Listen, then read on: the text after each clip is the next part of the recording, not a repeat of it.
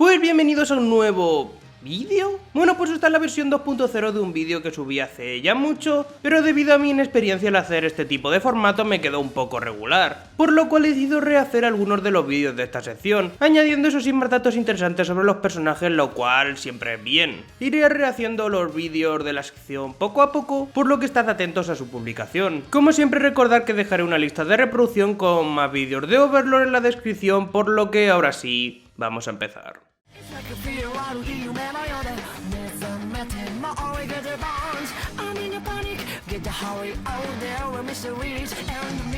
Ainzo Algoun, antes conocido como Momomonga, es el maestro del gremio Ainzo Algoun, del cual tomó su nombre. Y es el único de los seres supremos que viajó al Nuevo Mundo, debido a que la mayoría fueron dejando el gremio con el tiempo. Sobre el gremio estaba compuesto por un total de 41 seres supremos en sus mejores tiempos. Lo curioso del gremio es que estaba formado enteramente por razas heteromórficas, es decir, razas inhumanas o monstruosas. El gremio se formó para hacer frente a los PK o Player Kill, ya que se tendía a matar a estos por recompensas, lo cual además no estaba mal visto. El gremio entonces empezó a actuar de verdad como si fueran villanos y llegaron a ser uno de los gremios más grandes del juego. Hay muchos más datos sobre el gremio, como que por ejemplo su anterior líder fue Touch Me, el cual no solo era uno de los más fuertes del gremio sino también del mundo. Pero mejor centrémonos más en Ainz. La identidad de Ainz en el mundo real antes de viajar al Nuevo Mundo era la de Satoru Suzuki. Este era un asalariado en el año 2138. Hay que decir que el mundo en el año 2138 es totalmente el de una distopía. Satoru iba a trabajar con una máscara de filtrado de aire y gafas para evitar ser infectado por el aire tóxico del exterior, el cual también perdió a su madre a una edad muy temprana. El mundo de Satoru estaba contaminado y totalmente descompensado, donde los ricos eran cada vez más ricos y los pobres cada vez más pobres dedicaban sus vidas a trabajar a costa de su cuerpo. Todo esto es debido a que los gobiernos habían caído y grandes conglomerados empresariales habían tomado el control. Satoru mismamente vivía en un apartamento en ruinas y por sus muchos problemas se refugió en el juego, que gracias a sus compañeros de gremio le dio algo de diversión. Dicho esto, tampoco tenía un sitio más donde gastarse su dinero, por lo que decidió invertirlo en el juego. Lo mismo que yo con las figuritas,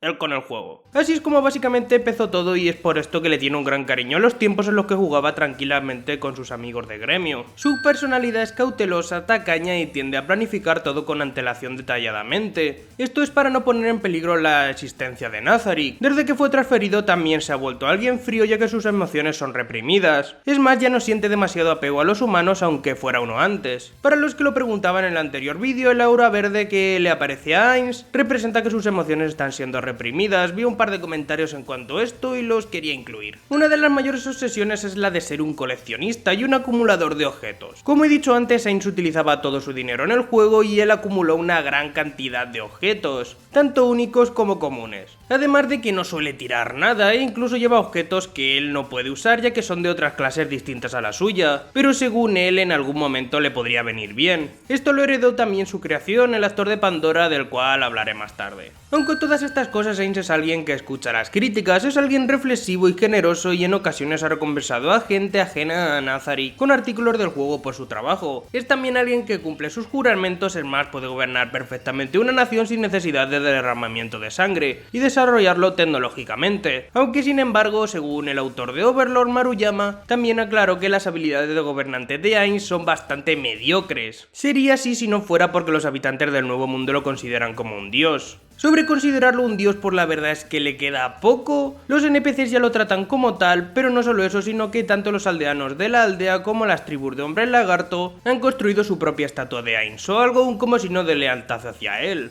La raza de Ainz es la de Overlord, la cual es la forma final de un Elder Lich o un mago esqueleto. Todos estos son obviamente tipos de no muertos. El Overlord es un poderoso lanzador de magia que persigue la magia definitiva. Obviamente es una raza poderosa, ya que su conocimiento y poder se extiende más allá de los mortales, pudiendo usar la magia de más alto rango. Todos tienen estadísticas de alto nivel e incluso las variantes más débiles son mínimo nivel 80. Según se dice, ni siquiera el hechizo de nivel 10 más poderoso podría derrotar a un Overlord de un solo golpe.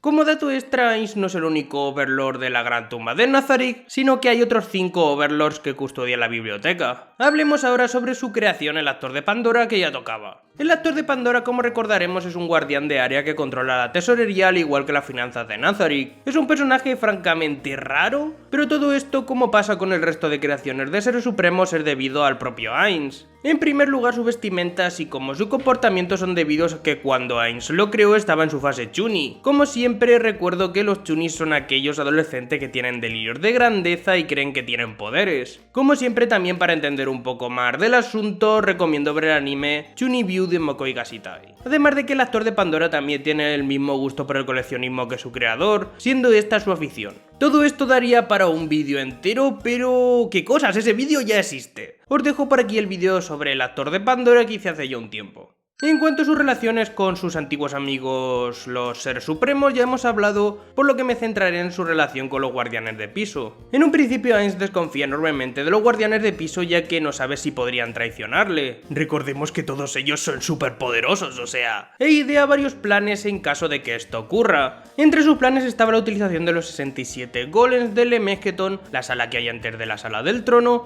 para su defensa. Estos golems, por cierto, fueron construidos por Lucifer, recordemos, otro ser supremo, en referencia a los 72 demonios de Salomón, pero al parecer se aburrió en mitad del trabajo y por eso solo son 67. Sobre su relación con Albedo antes de que Nazarick fuera teletransportado, Ainz cambió la configuración de Albedo para que ésta estuviera enamorada de él, ya sabéis, como una bromi. Lo que Ainz no se esperaba es que al ser teletransportado los NPCs cobraran vida, y esto desembocará en que Albedo se enamoraría de él de verdad. Lo lamenta bastante ya que Albedo era la creación de Tabula Esmaragdina, los cuales eran amigos y trabajó bastante fuerte en la configuración. Y aunque le contó a Albedo sobre esto, a ella prácticamente le da igual. Claro que ¿qué le vas a decirte a una yandere sobre sus sentimientos? No tiene sentido. Además, Ainz la ve más como una hija, igual que a los demás guardianes de piso. Otra relación importante dentro de los guardianes de piso es la de Ainz y Saltear, ya que si dejamos fuera al actor de Pandora, ya que este es creación suya, el NPC sobre el que más conocimientos tiene Ainz es sobre ella.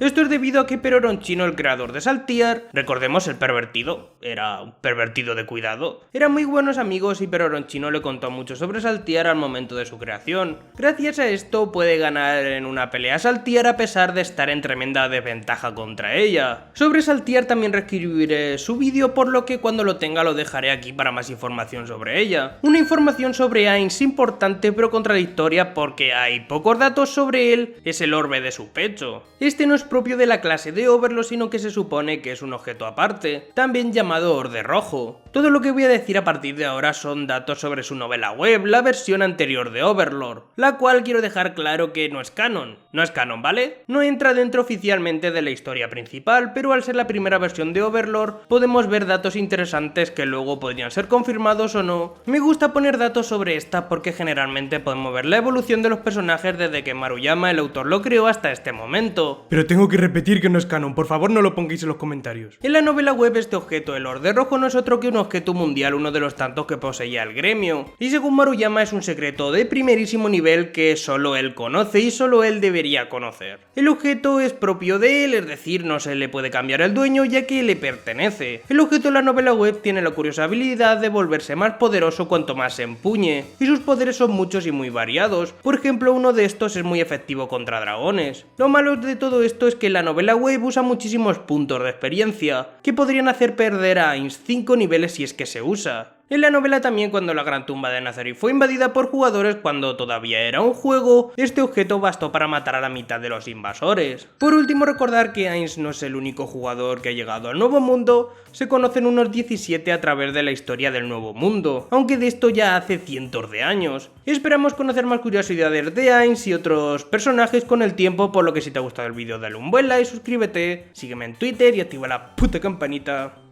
para mucho más. Adiós.